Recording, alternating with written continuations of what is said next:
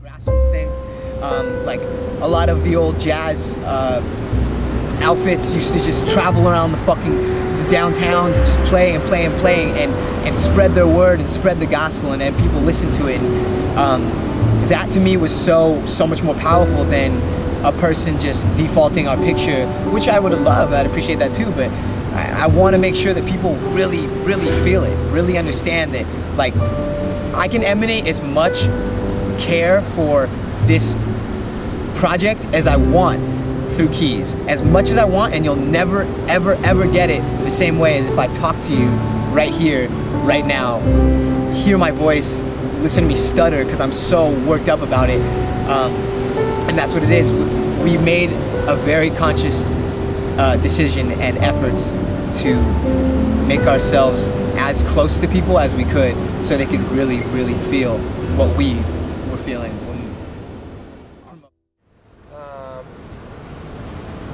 Okay, so the new album has been a long time coming.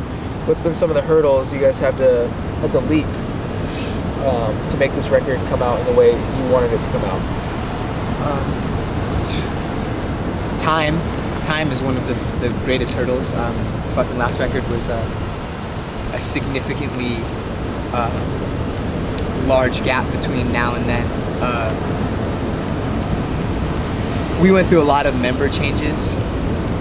These are considerably faults throughout a band's career, and people look at them as something that could be hindering and slow you down, maybe stifle the progress. But we actually looked at it, and will continue to look at it, as something that was like necessary and something that had to happen, simply because being in a band like LetLive, or I mean any band really, but our band particularly because that's the band I'm in, other than anyone else's band. We believe in working as a unit in the essence, and we believe in pushing forward this feeling along with the music. And with a lot of members in the past, it may or may have not been exactly what we needed or wanted at the time. Some people we worked with were great, fantastic. It just didn't work out with their lives and the band's life. You know, we all know how that works out. So it's a relationship. It is a relationship, a very needy, wanty, insatiable relationship. Very time-consuming. Time-consuming, definitely. So with that and the record, I had been writing personally. I'd written some of these songs. The album are 5 years old. You know, I've been writing them since I was 19. And by the hands of these men in the band now, they've come to be some of the greatest works to date for myself, and I think it's safe to speak on their behalf, them as well. And we are beyond excited, and I believe the hurdles made it that much. Yeah, we were just that much more thirsty, like that much more hungry for it, and now we got it, and we're just gonna fucking go as hard as we can. As a band that walks the line of a lot of different genres, do you feel that you have to work that much harder to gain newer fans or to win them over? Yes and no. You'll see throughout this interview, I'm a very vague, open person. My answers will be very seemingly liberal. Yes and no. I think that walking that line is beneficial in many ways because you can appeal to so many different people. I think the difference in our band and our saving grace in regards to that situation is that we respect every line that we walk. Yep. And we teeter throughout everything we do, whether it be merch designing, writing songs, the way that we speak to people, you know, anything artistically driven, we make a point to pull from different facets and many realms in order to create something that you can't have everyone like you, but you can try really fucking hard. Yeah. And a point to be made for LetLive is we don't want everyone to like us because we want to be liked. We actually want everyone to feel that they can be a part of what it is we've created, simply because we want LetLive to be a vessel for anyone that wants to be emotional or political or just fucking happy, like have a good time. Yeah. Just let their hair down. Yeah, just fucking let it all down, you know? And then if they want to cut it off, fucking get crazy, they can do that too. Burn it off, who the fuck cares? Burn it down. Burn it down and walk away. Yeah, but it also, you know, there are very, very obvious disadvantages to these things. People have many moral scruples with unorthodox, you know, spearheading. You know, if you're gonna be a fucking hardcore band, be a hardcore band. If you're gonna be a fucking rap metal band, then fucking be Limp Bizkit. You know, like whatever the fuck. And I think that some people, at first glance, may think, oh, this band is just fucking doesn't know what they want to do, and oh, this band is too much of this, not enough of that, or vice versa.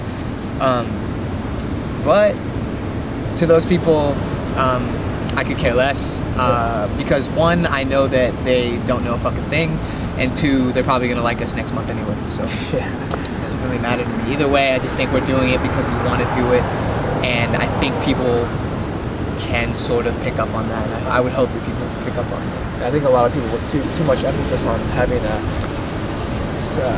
certain name for themselves. Yeah, absolutely. Genres. Then it gets watered down. Absolutely, yeah. Oh man, like yeah, they dilute. I mean, just as they dilute culture, they dilute fucking a micro scene, which was hardcore at one point, and now it's everything but, you know, like it's crazy. This is kind of going back to what we were just talking about, but when you guys were approaching writing Fake History, what was the mindset you were in, the band was in, and what other inspirations, like specific inspirations, you guys kind of draw from? That's a good question. We went into writing Fake History with no idea, like no fucking clue what kind of record we were about to make. We were so adamant on believing that if we just do it, you know, if we make it, they will come, you know, like we truly believe that you know, no, we'll just write and we'll be artists, and people will appreciate that because art is love and everyone wants to be in love, right? Soon to realize that, you know, it takes more than just saying it. So we did it. We started to do it, and we wrote a lot of great songs that didn't make the CD and will never see the light of day. B-sides, man. B-sides. Yeah, B-sides and rarities. But you know, those songs will never see the light of day, and they are great songs. They didn't make the CD. That's because they weren't ready, and maybe we'll bring them back later. We actually started to figure out a formula, though. That's what I was getting into. We figured out a formula for LetLive, which is very loosely comprised. It's very loose, but at the same time, there is a very distinct regimen. And we don't try and follow it. It actually just sort of happens to fall into that. We realize that we enjoy some sort of structure as opposed to our last record, which I'm sure whoever followed us then. It was amazing though. It was a fun record. It was a really awesome. fun record. At the time, it was great, you know, and we enjoyed making it. But this record is an ode to musicianship, just the same as it is to